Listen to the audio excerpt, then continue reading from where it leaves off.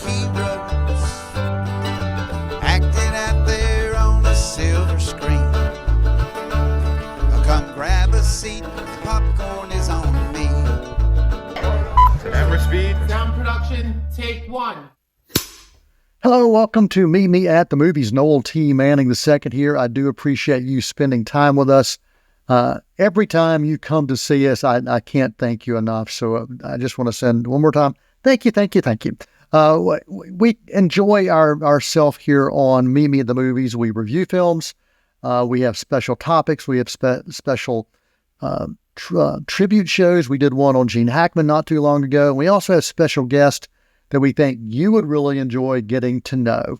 I was speaking to someone at the Ava Gardner Museum in Eastern North Carolina, a few months ago, and she recommended that I should reach out and connect with Rob Davis. Now, Rob is a veteran in the film festival circuit, also arts management circuit and cinema studies. Rob, you're our guest today. You recently retired as executive director from River Run, the International Film Festival. You spent over 30 years kind of shaping film and doing some public broadcasting. You've also presented film studies in places like Spain and also New York University's Hitchcock Centennial and also American Cinema and Everyday Life. You did that in London. You're a published author on classic and contemporary Hollywood, and you've also developed courses and programs for the UCLA Extension Center, and you've been involved in the Fort Lauderdale Film Festival and the River Run Retro, which celebrates classic cinema with special guests. We're really excited to have you right here on Meet Me at the Movies. Well, thanks, Noel. It's a great pleasure for me to be with you and the viewers today. So Rob, let's go back in time. Let's get in the time machine. Let's get in that DeLorean. Go back in time, and I'd love for you to kind of talk about where you first fell in love with movies. I think every film lover has that moment where they think about, yeah, this is something that stands out to me. Do you remember yours? I do. It really goes back a lot of decades, Noel, to when I was really just a child, a kid. And I had this aunt who, she was an accountant, but she was very instrumental in my upbringing. And as an accountant, one of her clients was a chain of movie theaters and drive-in theaters in Middle Tennessee. And then she also did some work for the big studios when they had offices in Atlanta. And so I first got interested in the movies other than just watching them through her work. And I realized there was a business around this. And that was sort of intensified because as I got into the 5th and 6th grade area, what would happen is she would, if she needed to go audit at a theater or something, she would often let me tag along, and I'd go in and watch the movie while she was doing her work up in the office or in the box office or wherever. And so, first of all, I'll say the love of film developed because I think I probably saw a lot more movies than most kids did back in those days because of that. And then also just because of her and because of the movies, I realized that there had to be, these things didn't just happen. They were created by people and later, by the investment of companies, et cetera. I realized there was a business behind it. And that's what intrigued me most, in those early days. And I remember I used part of my allowance, and the small town where I grew up didn't have a bookstore, but there was one about 14 miles away in the nearby college town.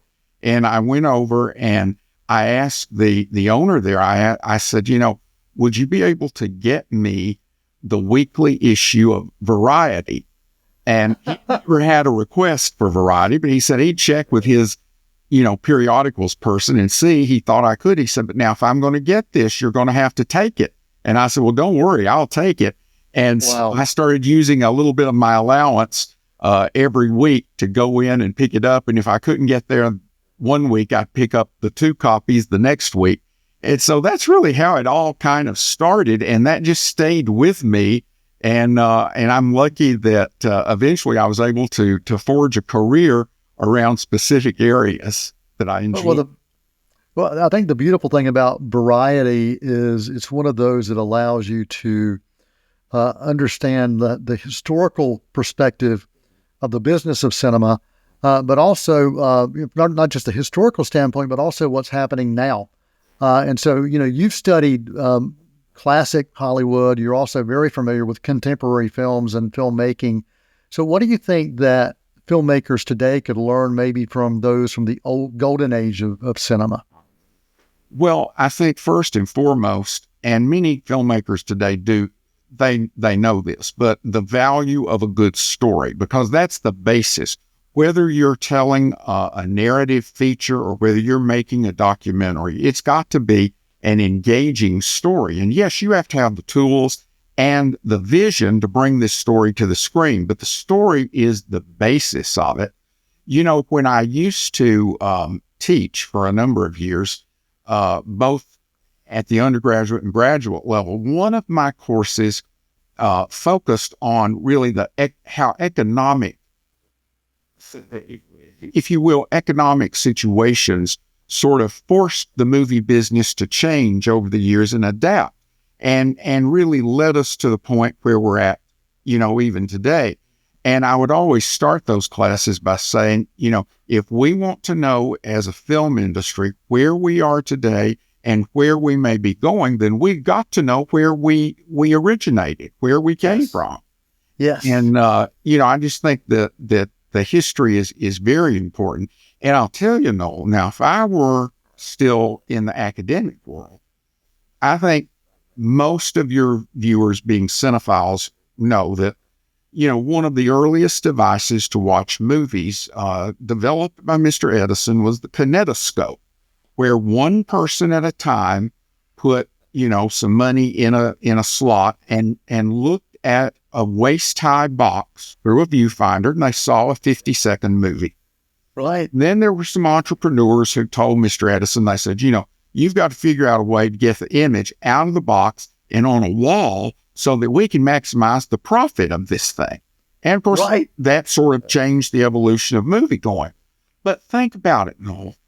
In the recent years, with the acceleration of streaming capabilities and availabilities, etc., I'm seeing people, now they're watching films on their laptop. They're watching films sometimes on their phone. They're doing it on their schedule individually whenever is best for them. And if I were still in academia, I would do some sort of little paper or presentation that I would call Putting Us Back in the Box. Yeah. We really have come full circle if you think about it. Yeah, absolutely. That's a great point. And I've actually never really thought of it that way. But yeah, it has gone back to individual viewing, choosing your time, choosing your place to do that. Wow, I appreciate you sharing that. And, I think about, you're talking about Edison, you're talking about those kind of early years of trying to reach the masses in whatever way. Now, if you could interview anyone from a filmmaking standpoint, either in front of the camera, behind the camera, past or present, who would that filmmaker be and why? What would you ask them? I think quite possibly, because I'll tell you now, that's a very difficult question for me, because I've got a whole list of people I've Okay, I'll say if you had to do it today, who would you talk to today? I'll tell you one person I would enjoy, I think, speaking with, and this may be surprising, but I'll explain why. One of the founders of Paramount Pictures was Adolph Zukor, and Mr. Zukor really played a role with that company from the 1910s into the 1960s. And not long ago, I was researching something else, and out of the blue, I happened to run across a news item about how Mr. Zukor, at some point in the 1950s, was speaking in New York. And in that talk, in the 1950s, Adolph Zukor, who started out in silent movies, said there will be an increasing use of television. audiences will demand we give them films on television at home, and there will be some kind of subscription service to provide this. This is a man who arguably helped start the commercial movie business in this country in the 1950s about something that it would take another 50 years to come about. So that gave me such an appreciation for his vision that I would love to go back and talk with him, and I think it would be fascinating to get his take on what had happened just during his lifetime and his thoughts on that, if he knew this much about what was coming. Yeah, wow. Talking about a visionary, that's incredible. That's incredible. Another visionary that you've had a chance to speak on when you've gone to conferences and presentations, Hitchcock. And Hitchcock's one of those that you're very familiar with, and you've also just explored American cinema as a whole at film conferences around the world and events. Is there a particular presentation as you think back, either on historical aspect of film and filmmaking, or an individual that stands out to you that you're just so happy you had a chance to speak, engage with audiences, and let them ask you questions about that? Well, I think from a presentation standpoint, there are really two conferences that I'm just very proud to have been involved with. One of them, in 1999, New York University mounted an Alfred Hitchcock Centennial Conference. And there were a number of Hitchcock collaborators there, writers, screenwriters, actors, actresses, etc. But it was really an academic conference. And I believe they had over 400 potential speakers from around the world. And they finally settled on 64. And I was lucky enough to be one of the 64 who spoke.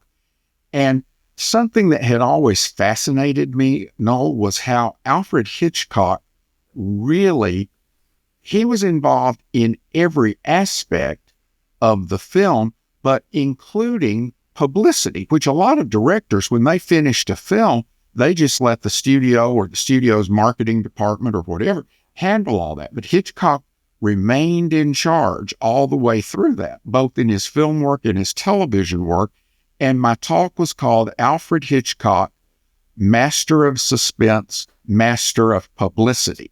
And I looked at that and looked at some possible reasons for that, et cetera. And I found a very intriguing quote from him where he mentioned, and your viewers who know Mr. Hitchcock's work know that when he would read a script, he would envision it in his mind, and he would have an artist at hand, and he would tell the artist, and the artist would draw the film as Mr. Hitchcock saw it.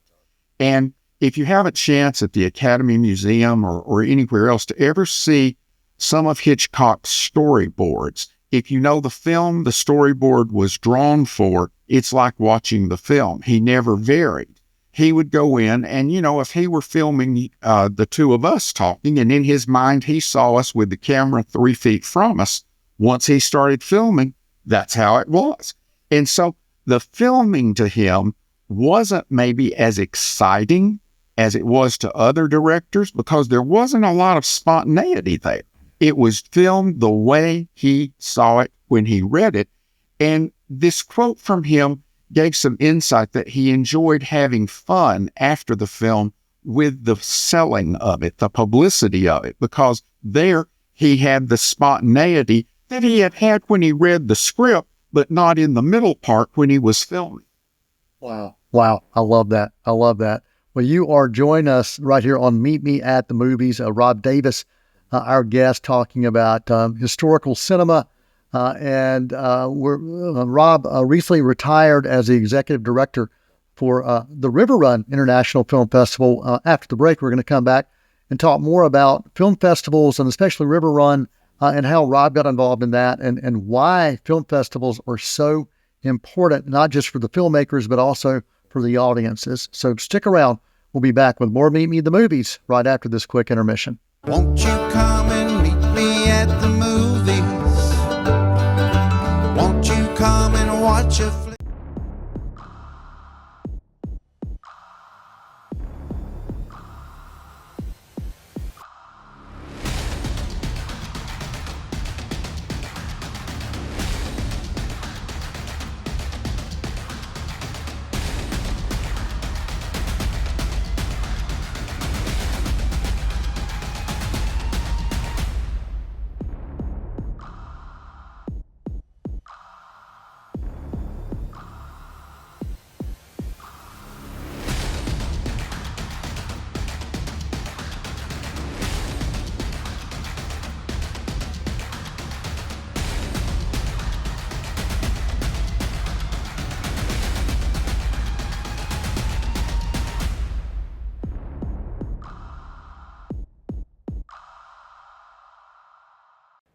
Education is our most powerful tool to improve and change our world. Hi, I'm Rhonda Benfield, your host for School Matters.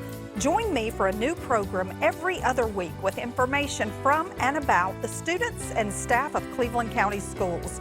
Discover what our schools are doing to challenge students and help them reach their full potential. You can catch us on Spectrum Cable Channel 19 or stream us live on c19.tv. Hi, I'm Shara Miller, the host of Artworks. Each month we bring to you wonderful, talented artists from here in Cleveland County and the region. We have artists, we have potters, we have painters, we have musicians, we have actors. We just have wonderful artists that come to you and tell you about all that they're doing, their creativity, what inspires them. Join me here on Artworks each month on C19. You can also watch us online at c19.tv. Won't you come and meet me at the movies? Won't you come and watch a flick? Hello, welcome back to Meet Me at the Movies. Noel T. Manning II here, joined by Rob Davis, and we are talking cinema from a historical standpoint, also from an academic standpoint, and from a film festival standpoint. And Rob has been involved in all of those and much, much more. So Rob, before the break, we teased that we're going to talk about film festivals because you are very familiar with film festivals. So first, tell me how you first got involved in maybe going to a film festival, and then how did your leadership at River Run, how did that happen? Well, the first festival I ever went to was a very small festival when I was doing my undergraduate work in college, and I really enjoyed that experience. This was a festival that focused on classic films, so I really enjoyed it. And then in my early career, we did some mini festivals when I was doing film programming at a university, and sometimes we would build those around a current theme and other times around an archival theme. But I really got involved with festivals on a large scale in Florida with the Fort Lauderdale Film Festival. And I was affiliated with that festival for something like 20 years in one capacity or another. Definitely all those 20 years, I was a member of their board of directors. And then at one point, I filled in when I had a little break as the interim director while we looked for a full-time executive director. And then I also programmed their classical and archival features over the years. But while doing that, I've then served as a juror for other film festivals, judging films, which is it can be a very difficult position to be in because you have so many good films, and then you have different jurors with their own thoughts on it. I remember one time I was judging documentary features for the Palm Beach Film Festival, and I watched all 10 of them, and there was one that stood out completely, and I thought, I hope this wins, but it's certainly getting my vote. And when the three of us got together to deliberate, we first all picked our top 5. Then we kept narrowing it down, and that one film it kept showing up every time we narrowed down, and we had all unanimously selected it. And I was so thrilled. That's very rare. And so I'd been working in Florida I was still teaching, but I was also really working a lot with public broadcasting and developed a couple of film music programs related to my public broadcasting work. When my company that I worked for decided to move out of South Florida, and I started looking around for something else to do, and a recruiter called me about a job at River Run, and I came up and interviewed for it, and I really liked the people. And then what I also will say is I knew of the festival's reputation because anytime at Fort Lauderdale, when I would talk to filmmakers who were there, and I would say, well, what are some of the other festivals you've been to that you particularly enjoy? If they had been to River Run, they always named it. And so its reputation sort of preceded itself. Yeah. And I was just thrilled to spend 8 years there.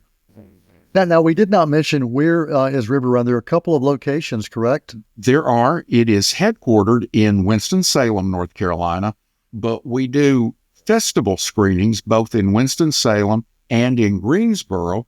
And then a lot of times for our year-round programming, we're out in some of the other cities in that part of the state. I mean, during my 8 years, we did several screenings up in Elkin at the historic Reeves Theater. We were in Yadkinville for a number of screenings. I think we did one in Asheville, one in High Point, and a couple of other places. But year-round, we're out and about. We call that River Run on the Road. I actually took two of our films in 2 different years to a festival in Cookeville, Tennessee. So we really went on the road that year. But But for the festival, the core festival is in Winston-Salem and Greensboro. So for this year, what are the dates of this year's festival? This year's festival will start in mid-April, and it will run for, I believe, 9 days this year. Okay. And it's a full schedule every day because there are multiple venues. And so I can tell you, now I'm not sure, I haven't heard the final number of films this year. Last year in 2024, we had over 190 films in the festival. Now, typically it's around 170, 175. And I anticipate that's kind of where it will be this year. I will tell you before I left, River Run is an Academy Award qualifying festival in 2 categories. And in film festival world, that really puts your festival at a certain level of excellence. And so all the filmmakers want to get into Academy Award qualifying festivals, even if their film isn't in one of the categories. There's prestige associated with that. And so when I left, when I retired for the 2025 festival, at that point, I think we had just over 1,900 films submitted. And that was, at that point, the second most we had. A few years ago, before the pandemic, one year we had over 2,000. Yeah. And that's really a double-edged sword from the festival management standpoint, because you got to watch all those films. Right. And so, it's interesting. I will say, one of the programs I really enjoyed creating at River Run was what you mentioned earlier, the River Run Retro program. And that's where we will show a classic film and have a special guest in attendance for it. And we also do that during the regular festival. So with the festival coming up, we have a terrific film noir from 1950 called Mystery Street. And then we'll work with the Ava Gardner Museum. And this year we're showing a Western she did, Ride Vaquero, with Robert Taylor and Howard Keel. And that film is just not often seen at all, much less on the big screen. And of course, the folks from the Ava Gardner Museum will be there to talk about her, where that film fits in her career, et cetera. So, wow. Rob Davis, our guest right here on Meet Me in the Movies. And we have just a few minutes left, but Rob, just want to give you a final opportunity to talk about anything relating to film that you want to make sure you're covered, or the River Run Film Festival. And again, thank you. Well, I'll tell you, I do believe festivals, they've always played a crucial role in helping independent filmmakers get their work out to an audience, to see the audience response to it, etc. And certainly that's still part of it.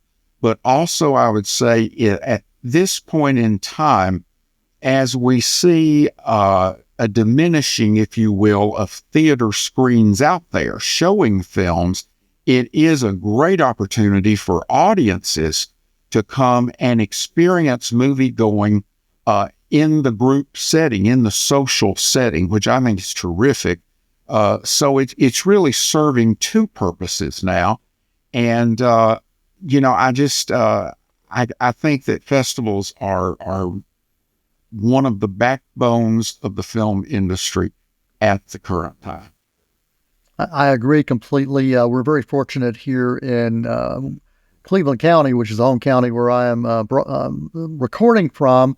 We have the Reel to Reel Film Festival, been around for 26 seasons. And what I love about this is it provides folks in a rural community in between metro areas a chance to see independent cinema from a global scale.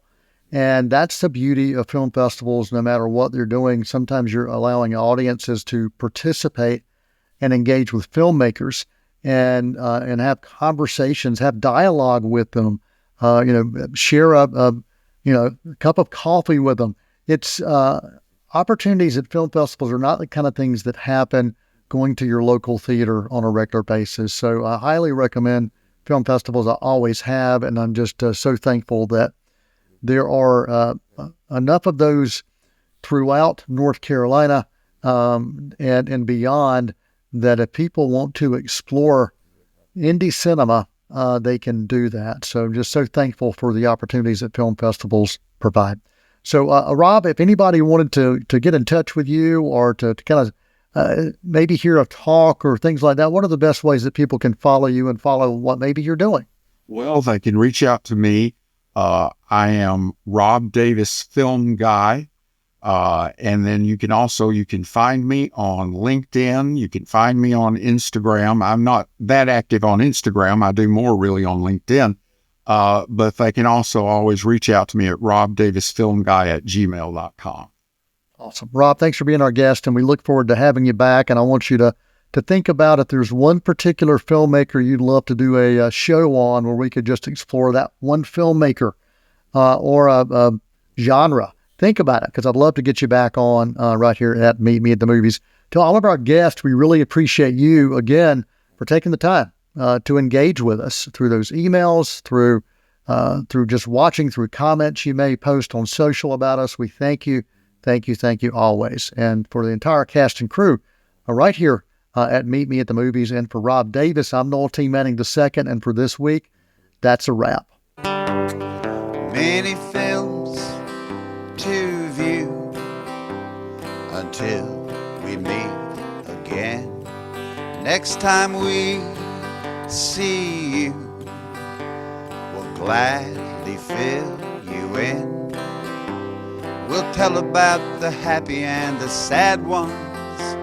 We'll talk about the good ones and the bad ones. Many films to view till we meet again.